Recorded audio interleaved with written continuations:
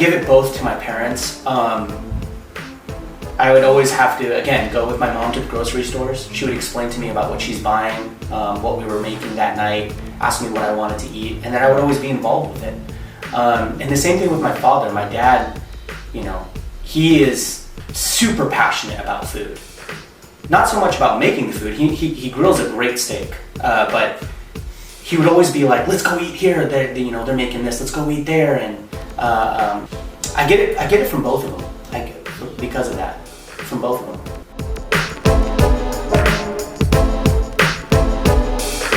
Took some classes. I took a cooking class at De Anza, and then I realized that this was something that I really wanted to do. And I dropped out of De Anza and I went to the California Culinary Academy. It's almost like a symphony. A restaurant is a symphony. It is an orchestra. The management are the conductors. And every piece must go right. Everybody must be ready as they can be, but you also have to be ready for change. You know, if one tune is out of whack, the whole thing goes to whack. You know, and the managers have to be there kind of doing this, kind of waving their stick like a conductor to make sure that the flow is there. And I fell in love with that. I really fell in love with trying to become that conductor. You know, trying to find the right tune every night, because every night played a different tune, right? So you could be as ready as you want to be, but you got to be ready for change. And with my whole out of focused, you know, not being able to focus in school, or even for me to, sometimes I start reading a book and then I'll start reading a different book. You know, I really loved the change. I loved the chaos. Restaurants are chaos, you know, and if you're not into chaos, get the hell out. That's what I'm going to tell you. Anyone who wants to start a restaurant, they should do what you did. They should work at any restaurant and feel the pressure, you know, and they could think like, oh man, this is too chaotic for me. I can't take it. I need some order in my life. Well, if that's what you need, don't go into restaurants. And I love that, because that's how kind of like my life right now.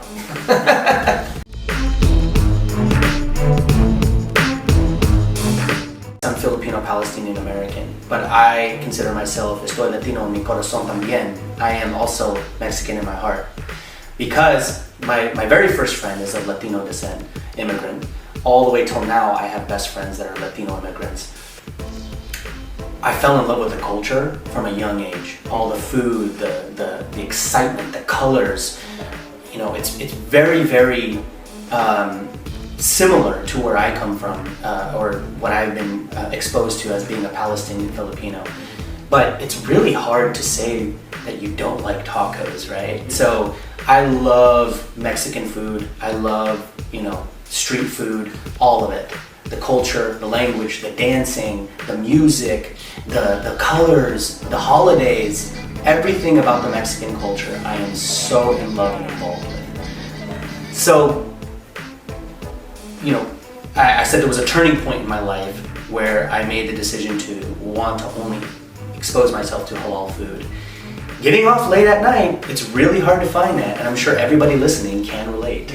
You know, you go to these taco trucks with all my homies, you know, and I can only have a cheese quesadilla. That sucks, right? So I got this idea a long time ago where we should start a taco truck, and so we could not only cater to everybody, right? We want to keep it authentic. We want it to be similar to the same experiences you would get everywhere else, the good experiences. But let's cater to everyone, the same thing we did with Main Street, right?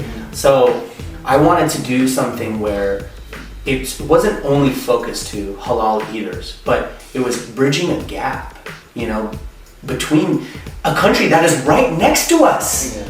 Well, I'm Palestinian, it's a 15-hour flight. I have Filipino, 15-hour flight. Why are we all not closer to the Latinos? Why are we all not doing this already? Yeah. They're right there. They're an 8-hour drive to Tijuana. You see what I'm saying? Mm-hmm. Why is this not happening? So, you know, I wanted to bridge that gap. And you know, my Latin homies, they wanted it too. So, you know, with the tech boom and everything that's happening, you know, there's so many Muslims coming into this country. There's so many Muslims already in this country, especially in the Bay Area. Why not show them the beauty that I'm already seeing?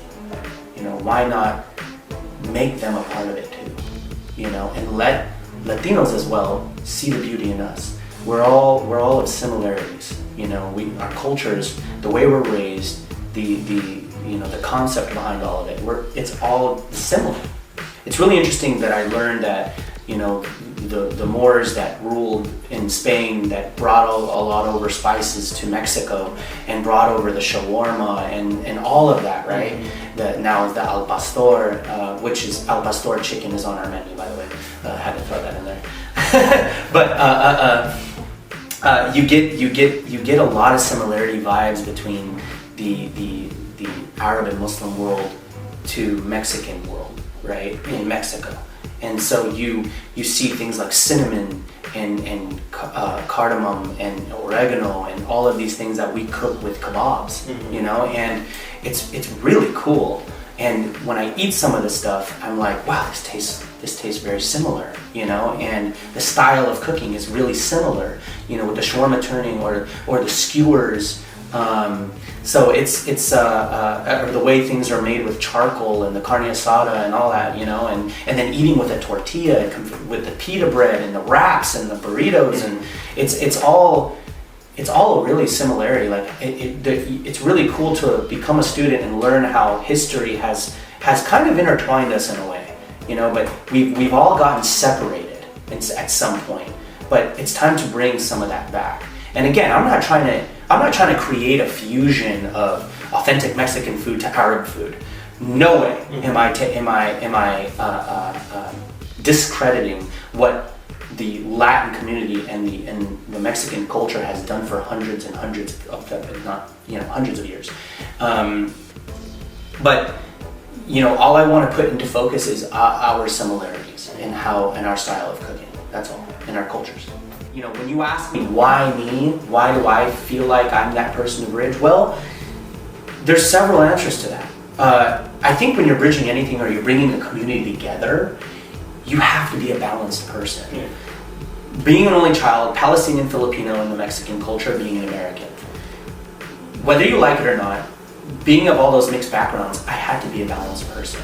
Being an only child, I befriended people. I became a people person from a very young age because I just wanted to be around people. There was no technology. I couldn't go on into Wi-Fi and start webcamming everybody. Like, I couldn't do that, you know? Like, my dad would take me to Chuck E. Cheese and be like, make some friends, you know? So, in high school, I was that guy that, man, one day I kicked it with the jocks, and one day I kicked it with the nerds, and one day I kicked it with the rockers, and one day I kicked it with the gangsters. And I was that all-around guy. I loved being around everybody.